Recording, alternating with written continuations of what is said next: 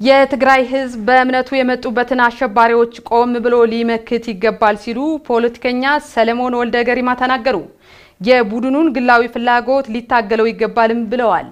ለተጨማሪው ኢዮብ ርስቴ አሸባሪው ጨፍጫፊውና ዘራፊው የትነግ ቡድን ገና በደደቢት በረሃ ሳለ ኢትዮጵያን ለማጥፋትና ኢትዮጵያውያንን ለመከፋፈል ብዙ ሐሳቦችን ይዞ ተጠነሰሰ።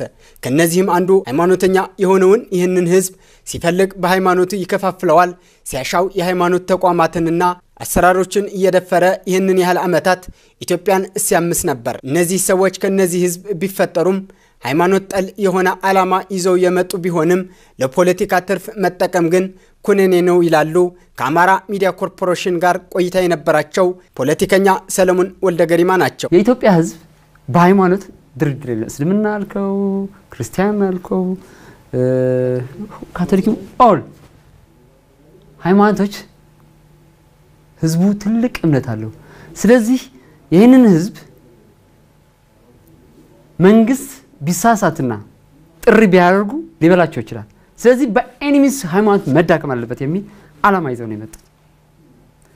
ማዳከም ካልቻሉስ የራሳቸው ሰው በማስገባት ወደ ራሳቸው ጥቅም ይህንን የሐሳብ የበላይነት የማምጣት አቅም ስለሌለው ግን እነሱን በማዳከም ህዝቡን መንግስት ብቻ የሚባለው እንዲገዛ ከማሰብ ረጅም ጊዜ አልመው ይዘውት የመጣ ነው። አሸባሪው ቡድን የሃይማኖት መሪዎችን በማስፈራራትና አለፍ ሲልም በግዳጅና ቀደም ብሎ የፓርቲው አባላትና ደጋፊዎች አባል በማድረግ በአስተሳሰብ ከነሱ ውጭ ሆነው በማሳደድ ሃይማኖት ለፖለቲካ ሸፍጥና ስልጣናቸው ሸቀጥ አድርገው ሲጠቀሙ ህዝቡ ለምን ማለት ነበረባቸው? ምክንያቱም የእምነቱ መሪዎች አስታራቂ እንጂ የፖለቲከኞቹ የትሮይ ፈረስ መሆን ስለማይገባቸው ብለዋል። በሃይማኖት ስም ትፈልፍ ነው እየተናገረች ያለችው። ማንነታቸው ምንድናቸው የሚለው ዘገዩ ዘመቻ ተለቀቀላቸው። በሏቸው ውቅሮ ላይ ያሉትን የፕሮቴስታንት ምናምን ግደሏቸው የሚል ዘመቻ ጀመሩ። ስለዚህ ችግርህ ኮምፕሌክስ ወይ ደግሞ ስጋትህ ፖለቲካሊ ከሆነ ይሄን ያክል ተወርዳለህ።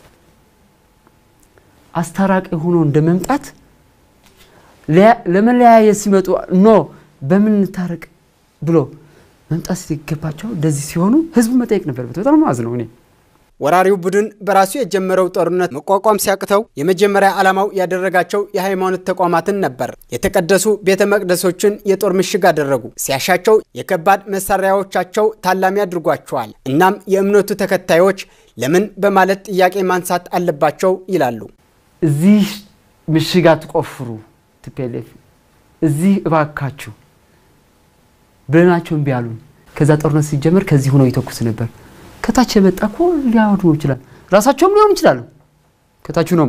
ነገር ግን አትሊስት እንደዚህ ተው ያልናቸው እንደዚህ አርገውናል ያለ የእስልምና መሪ አለ ትግራይ ውስጥ።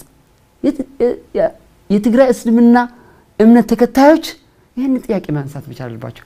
እናንተ ናችሁ ሃይማኖታችን ከዛ ደግሞ ተመታብን ብሎ ድፍን ኢትዮጵያ ጠይቋል ነው ብሏል። ከማን ነው የሚነጠሉት? ይሄን ጥያቄ መጠየቅ አለበት የእስልምና ሃይማኖት። ክርስቲያንም እንደዛ።